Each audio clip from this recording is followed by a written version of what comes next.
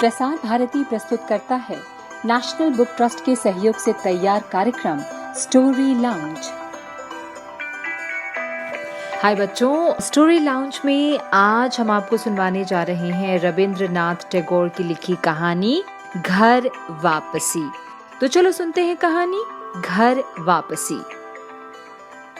प्यारे बच्चों, आज जो कहानी मैं आपको सुनाने जा रही हूँ उस कहानी का नाम है घर वापसी। ये मूलतः बांग्ला में रविंद्रनाथ टैगोर ने लिखी है और इसका बच्चों के लिए हिंदी अनुवाद नेशनल बुक ट्रस्ट इंडिया ने छापा है। तो कहानी कुछ ऐसे है। बंगाल में एक छोटे से गांव में फटिक चक्रवर्ती नाम का एक 14 साल का लड़का रहता था। दिन भर शरारतें करता था और पढ़ाई बिल्कुल भी नहीं करता था। एक दिन अपनी नई शरारत में लगा हुआ था तो उसका छोटा भाई माखन आ गया। बस शरारत कुछ यूं हुई कि छोटे से माखन को चोट लग गई। माखन रोता रोता घर चला गया माँ को शिकायत करने। फटिक को लगा आज तो माँ बहुत ही मारेगी। बस नदी किनारे बैठ गया। सोचा घर जाऊंगा तो मार पड़ेगी। नदी किनारे बैठा ही था कि नाव से एक अधेड़ उम्र के सज्जन व्यक्ति उतरे। बाल सफेद, मूछें काली। बोले, बेटा चक्रवर्ती परिवार का घर पता है कहाँ है? अब चक्रवर्ती परिवार मतलब फटिक का घर। उसने कह दिया, मुझे नहीं पता, खुद ढूंढ लो, और बैठा रहा। ओ सज्जन व्यक्ति अपना रास्ता ढूंढने चले गए। थोड़ी देर में घर से नौकर आया। बोला, भैया फटिक भैया जल्दी चलो, माँ बुला रही है। बोला, नहीं जाऊंगा। पर नौकर कहाँ मानने वाला था। हाथ पकड़ के खींच के अपने साथ ले गया। घर पहुंचा तो माँ गुस्से में बोली, तूने माखन को आज फिर मारा? बोला, नहीं माँ, मैंने तो नहीं मारा। माखन उधर से बोला, माँ मारा, जोर से मारा भैया ने। बस माँ को और गुस्सा आ गया। 2 थप्पड़ लगा दिए और फटिक के। और फटिक उधर से माखन को लगाने ही वाला था अपनी तरफ से 2 थप्पड़ कि वो जो सज्जन व्यक्ति मिले थे वो घर में आ गए। बोले कि क्या हो रहा है? अब फटिक को लगा कि मेरी शिकायत करने ये भी आ गए। लेकिन माँ देखकर बहुत खुश हुई। बोली, अरे भैया आप इतने दिन बाद? पता चला फटिक को कि वो तो उसके मामा थे और बहुत दिन बाद उसकी माँ से मिलने आए थे। मामा बहुत खुश हुए दोनों बच्चों को देखकर और अपनी बहन को देखकर। कुछ दिन वही रहे, बच्चों से घुल मिल गए। बच्चे भी खूब खेलने लगे मामा से।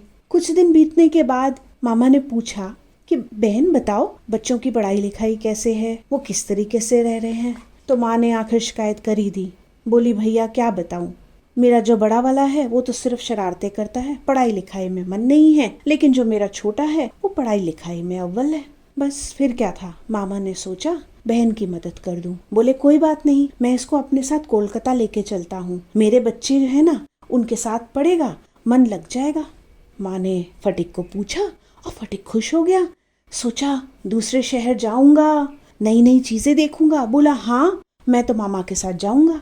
बस फिर क्या था, अब जिस दिन जाने की बारी हुई फटिक तो बस इतना बड़ा दरिया दिल निकला। अपने छोटे भाई माखन को अपनी पतंग की डोर, मांझा, खिलौने सब दे दिया। माखन भी खुश हुआ। कलकत्ता आखिरकार पहुंच गए। लेकिन जब वो कलकत्ता पहुंचा तो वहां उसने देखा उसकी मामी और उनके 3 बच्चे उसको देखकर खुश नहीं हुए। मामी ने धीरे से बोला मामा को, ये किसको उठा लाए? मैं इसका क्या करूंगी? घर पे वैसे ही 3 बच्चे हैं, इसको कौन संभालेगा? न ये बच्चों में न ये बड़ों में। कुछ दिन बीतते चले गए। फटिक को माँ जैसा प्यार नहीं मिला मामी से और मामा तो अपने कार्य में व्यस्त रहते थे। फटिक धीरे धीरे मायूस होने लगा, दोस्तों को मिस करने लगा, माँ की याद आने लगी, भाई की याद आने लगी। सोचा क्या करूं, यहाँ तो दिल ही नहीं लग रहा। और पढ़ाई जब करता नहीं था तो स्कूल में मास्टर जी जब देखो तब डंडा लेके मारने लगते थे। कभी इस बात पे मार, कभी उस बात पे डांट। शरारते ही जैसे भूल गया था। बस अकेला गुमसुम खड़ा रहता था। घर जाता था, सोचता था मामी को कैसे नाराज ना करूं। स्कूल जाता था, सोचता था मास्टर जी मारेंगे, क्या करूं। बस ऐसे ही कुछ दिन निकलते चले गए। बहुत दुखी रहा। एक दिन उसकी किताब गुम हो गई। वैसे ही पढ़ाई में पीछे, किताब गुम गई, अब पढ़ेगा कैसे? तो मास्टर जी से और भी ज्यादा मार खाने लग गया। जब सहन नहीं हुआ तो घर आके मामी को बोल ही दिया कि मेरी ना किताब गुम गई।